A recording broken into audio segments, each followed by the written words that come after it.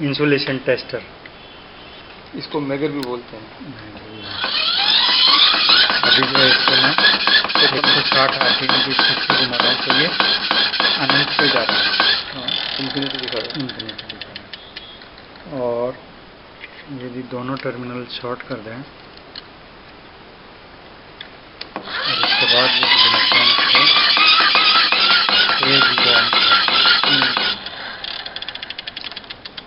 अब इसके बाद इस पर 3.3 मेगा ओम के दो रेजिस्टेंस श्रेणी क्रम में लगाते हैं। 6.6 वोल्ट। 6.6 ये दो रेजिस्टेंस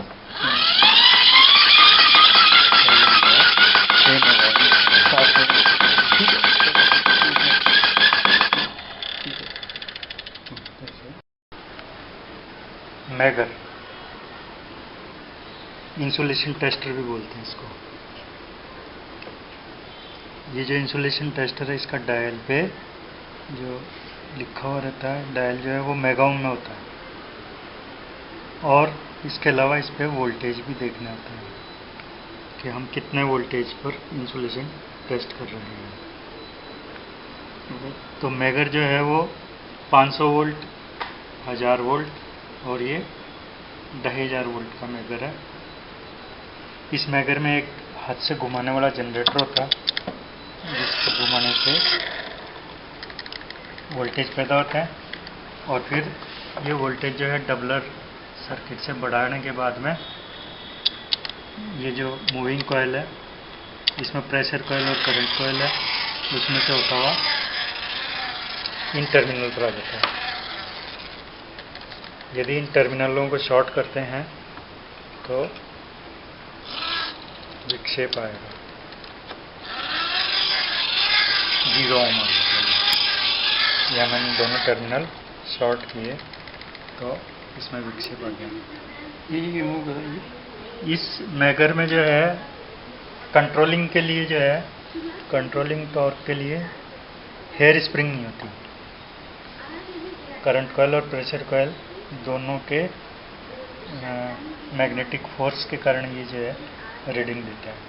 तो मैगर को जब भी हम काम लेने के बाद बंद करते हैं तो इसकी सुई जो है, जिसको हम पॉइंटर बोलते हैं, वो कहीं भी जा कर के रुक सकता है।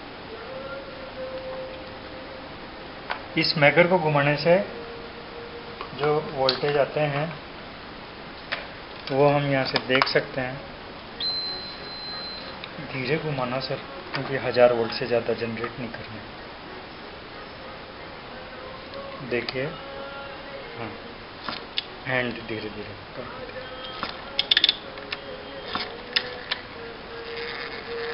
ये देखिए 80 वोल्ट, 92 वोल्ट, 135 वोल्ट, इतना सी गया 157 वोल्ट। हम ये डायनेमो टाइप है, 2 कोयले हैं इसमें, हॉरिजेंटल मतलब वर्क टेबल पर रखने के लिए, और 2 किलो वोल्ट इसका इंसुलेशन टेस्ट किया हुआ है। इसकी ये कॉयल है, इसके अंदर मूविंग कॉयल है जिसमें 2 कोयलें आपको दिखाई दे रही है। इसमें कंट्रोलिंग टॉर्क के लिए स्प्रिंग नहीं होती। एक इसमें मैग्नेट होता है, परमानेंट मैग्नेट होता है। यहाँ आप देखिए ये मैग्नेट है, और इस मैग्नेट के अंदर मूविंग कॉइल होती है। ये मैग्नेट है जहाँ इसके बीच में मूविंग कॉइल लगी हुई है।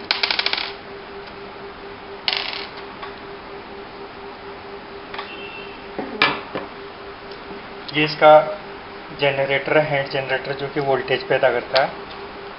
घुमाने के लिए इसमें हैंडल है, और इसमें परमानेंट मैग्नेट लगा हुआ है। रोटर में जो है परमानेंट मैग्नेट लगा हुआ है। यहाँ जो है ये परमानेंट मैग्नेट रोटर के अंदर लगा हुआ है। और फिर ये जो 2 कोयले हैं, इनसे एसी बिजली पैदा होती है। आप ऑसिलोस्कोप में देख सकते हैं कि हैंडल घुमाने पर एसी बिजली पैदा होती है। वोल्ट मीटर में अगर हम रीडिंग देखें इसकी, तो वोल्ट मीटर में भी आपको रीडिंग दिखाई देगी 153, 154, 140, 188, 200 वोल्ट की रेंज में ये नहीं आया, अब इसको और घुमाता हूँ मैं 156 153। वोल्टेज बढ़ रहे हैं तो ऑसिलोस्कोप की रेंज से ऊपर जा रहे हैं ये, इसलिए आपको साइन वेव जो है कटी दिखाई दे रही है।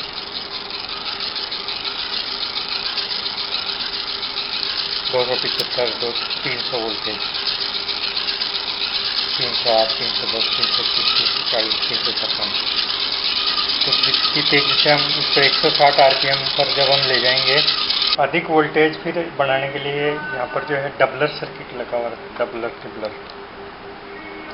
तो इसमें यहाँ डायोड और कैपेसिटर लगा करके हमारे जो वोल्टेज है उनको हम बढ़ा लेते हैं। डबलर सर्किट बोलते हैं इसको, और डबलर सर्किट से हमारे वोल्टेज बढ़ जाते हैं क्योंकि कैपेसिटर चार्ज हो जाता है।